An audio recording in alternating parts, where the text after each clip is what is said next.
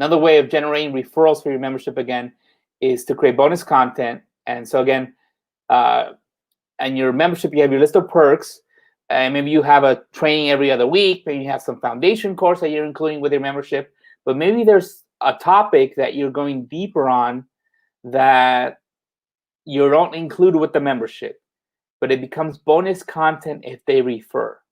What if on your confirmation page, you can say, hey, look, guess what? If you help me spread the word and get me some referrals, if you just refer me 1 or 2 or 3 members to this membership, then I'm going to give you access to this bonus content. It's got to be something really sweet, really cool. It might have been another course that you sold for 50, 100, or 200 bucks. It could be, depending on what you have access to.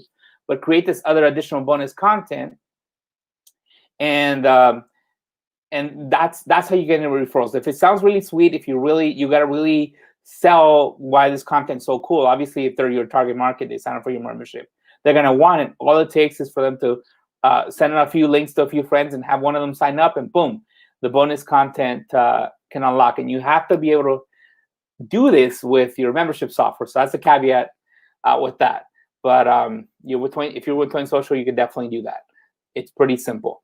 So that's the other one, bonus content. And this is the simplest one to do. It's not complicated at all. So if sweepstakes is my favorite, bonus content is it's one. Michelle says she's working on it now.